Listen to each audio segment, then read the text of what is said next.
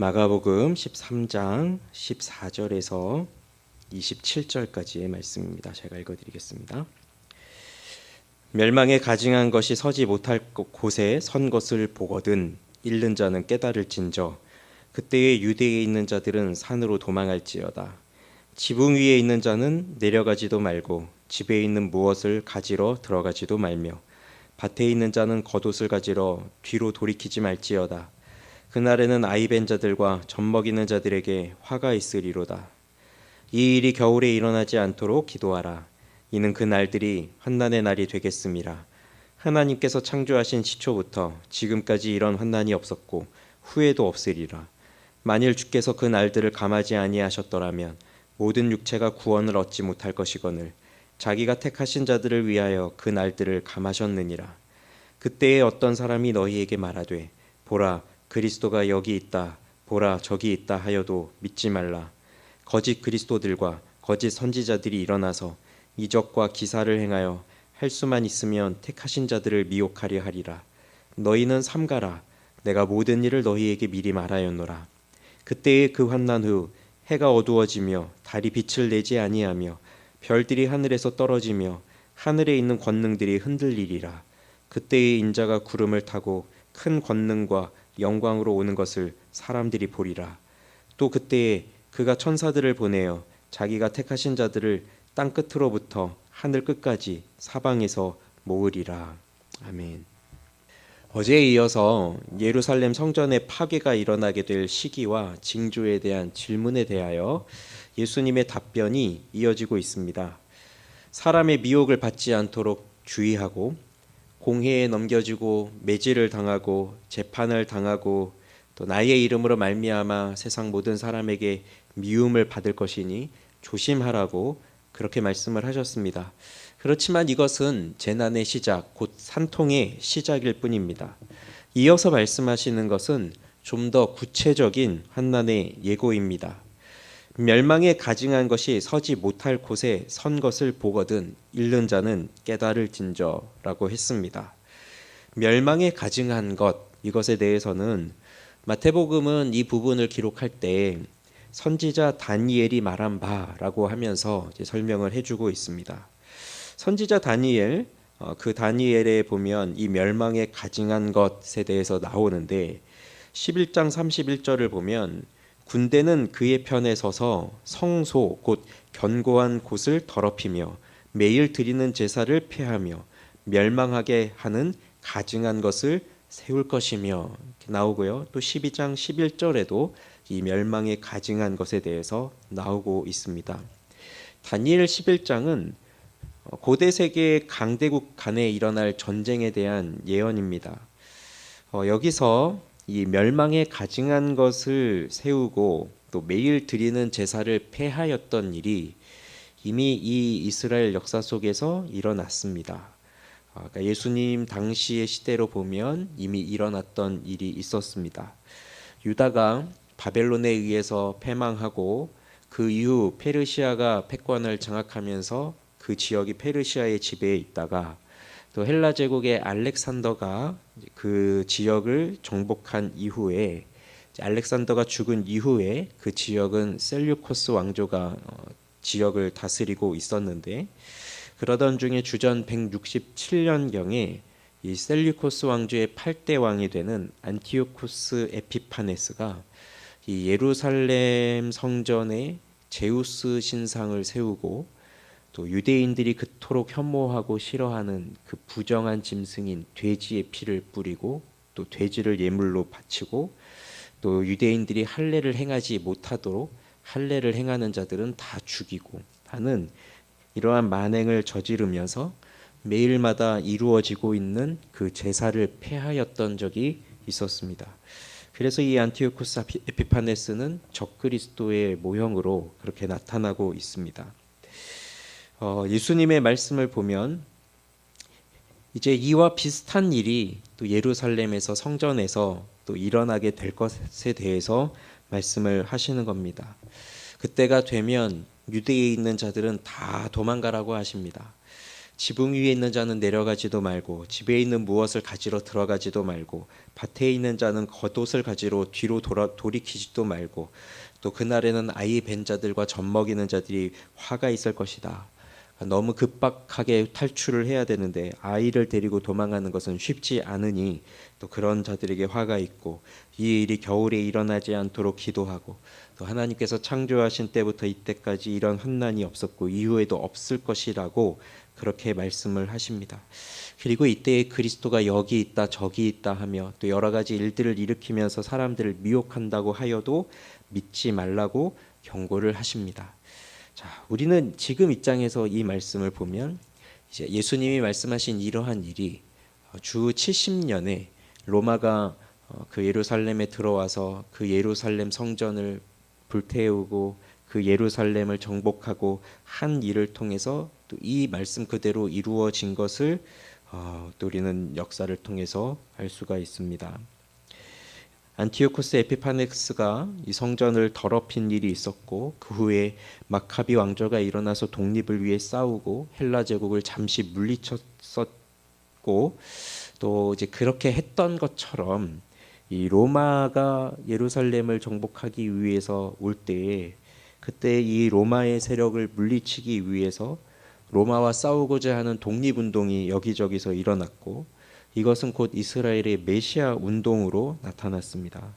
그러니 그 독립전쟁을 이끄는 사람들이 자신이 메시아인 것처럼 그렇게 해서 이 예루살렘이 결코 불타지 않을 것이다 라고 하면서 했지만 그런 일들이 일어난다고 하여도 너희들은 그런 일들에 미혹당하지 말고 예루살렘에 머물러 있지 말고 도망가라 라고 하시고 또 하나님께서 또 그 택한 자들을 위해서 그 날들을 감해 주셨다라고까지 그렇게 말씀하고 있습니다. 그런 다음 그때에 그 한낮 후 해가 어두워지며 달이 빛을 내지 아니하며 별들이 하늘에서 떨어지며 하늘에 있는 권능들이 흔들린다고 말씀하시는데 이것은 마치 구약 성경에 보면 이스라엘을 대적하는 그 세력들, 그 이방 나라들을 심판하기 위해서 주어진 예언의 말씀과도 매우 흡사합니다. 이사야 13장 10절 하늘의 별들과 별 무리가 그 빛을 내지 아니하며 해가 돋아도 어두우며 달이 그 빛을 비추지 아니할 것이로다. 이사야 34장 4절 하늘의 만상이 사라지고 하늘이 두루마리 같이 말리되 그 만상의 쇠자나무 포도나무 잎이 마름 같고 무화과 나무 잎이 마름 같으니라. 이렇게 그 이방 나라들의 심판을 예고하실 때 주셨던 말씀처럼 이 예루살렘이 불타게 될 그날을 이런 것처럼 또 표현하고 있습니다. 그러면서 이제 놀라운 말씀은 26절이죠. 그때의 인자가 구름을 타고 큰 권능과 영광으로 오는 것을 사람들이 보리라. 또 그때에 그가 천사들을 보내어 자기가 택하신 자들을 땅 끝으로부터 하늘 끝까지 사방에서 모으리라. 이 인자가 구름을 타고 온다는 말씀은 다니엘 7장 13절의 말씀입니다. 다니엘이 본 환상 중에서 내가 또 밤에 환상 중에 보니 인자 같은 이가 하늘 구름을 타고 와서 옛적부터 항상 계신 이에게 나아가 그 앞으로 인도되매라고 하고 있습니다. 이 다니엘이 본 이 환상 가운데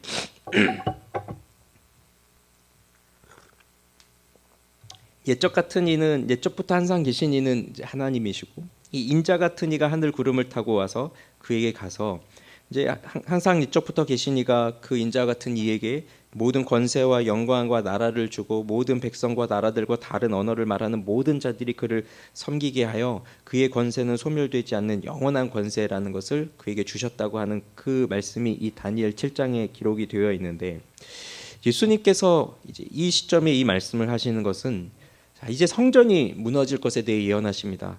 우리 어제 보았던 것처럼 그 웅장한 건물 그것을 보면서 사람들은 이 성전을 짓기 위해서 수십 년 동안 돌 위에 돌을 얹어가면서 그렇게 커다란 건물을 지어가고 있었습니다. 그리고 이스라엘 백성들은 그 성전이 하나님이 임재하시는 곳이라고 생각을 하면서 그 성전만이 또 하나님이 계신다. 그래서 이 성전을 소유하고 있는 우리 유대인들만이 하나님께 택한 민족이고 다른 이방인들은 그렇지 않다라고 하는 그 생각을 가지고 살아왔고 이 성전은 절대로 무너지지 않는다. 이 성전이 무너지면 그것은 곧 세상이 끝나는 것이다. 이런 생각을 가지고 살았던 것이 그 당시의 사람들입니다. 그러나 예수님은 이 건물들이 어떠합니까? 라고 하는 질문에 돌 위에 돌 하나 남지 않고 다 무너질 것이다. 그렇게 말씀을 하시면서 이제 그 성전이 건물로 그 한 지역에 있는 건물로서 존재하는 것이 아니라 진정한 성전이 되신 그 예수 그리스도께서 임하신 것을 말씀을 하고 있고, 하나님께서는 그분에게 큰 권능과 영광을 주신다는 것을 말씀하고 있는 것입니다. 그동안은 이스라엘 예루살렘 지역에 있던 그 성전이라고 하는 그 지역적 한정에 있었지만, 이제는 모든 민족과 모든 열방을 향하여 하나님께서 택하신 자들을 다 불러 모으실 것입니다. 그래서 성전은 이스라엘 혈통만 가지고 있는 그 유대인들만이 소유하는 것이 아니라 하나님의 택함을 받은 사람들, 예수 그리스도 안에서 한 몸이 된 사람들, 그들이 교회를 이루어서 하나님의 일을 이루어 가는 것입니다. 그래서 하나님께서는 모든 민족과 열방을 향해 구원의 길을 여시고, 본래 성전이 했어야 할 일들을 이제 택한 자들인 교회를 통해서 이루어 가십니다. 즉 하나님의 복음을 온 세상에 증거하는 그 일이죠. 성전으로서의 참된 기능을 하지 못하고 성전에서 나오는 권위와 권세를 누리기 위해서 참된 말씀은 제하여 버리고 살아가는 형식주의, 외식주의, 이런 것들이 이제는 무너지는 것입니다.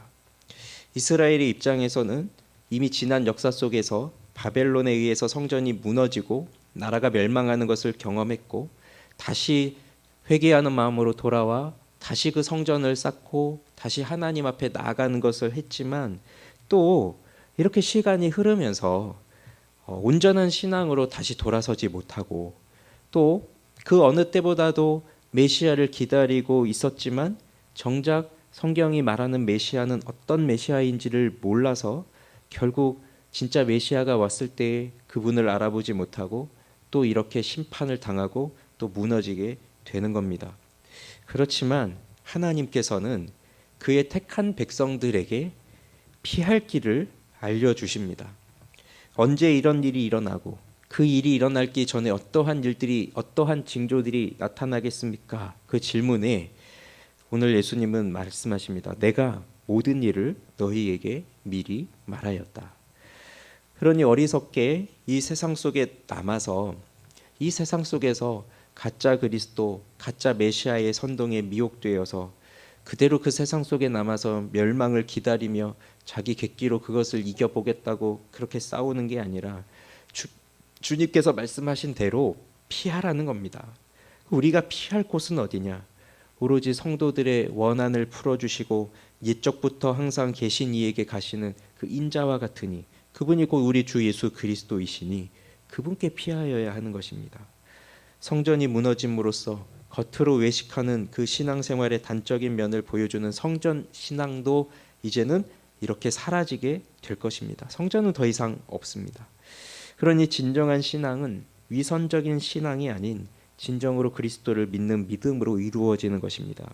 그래서 이제 이것이 이스라엘 그 예루살렘 성전의 멸망에 대하여서 예수님이 주시는 하나의 경고였다면, 그리고 이것이 곧 또 이 세상의 종말과 또 우리 그리스도인들이 또 어떻게 살아야 되는 것에 대한 것인가 하는 것을 또 말씀을 통해서 교훈을 받게 될 때에, 결국 우리 그리스도인들이 살아가는 삶은 그 삶의 현장에서 많은 미혹이 있을 것이고 또 고난이 있을 것이고, 그리고 매우 혼란스러운 그러한 시기를 보내기도 할 것이지만, 내가 이미 다 말하였다 하시는 그 말씀을 듣고 이럴 때일수록 더욱더 깨어서 그리스도를 바라보고 또 깨어서 기도하는 성도들이 되어야 합니다.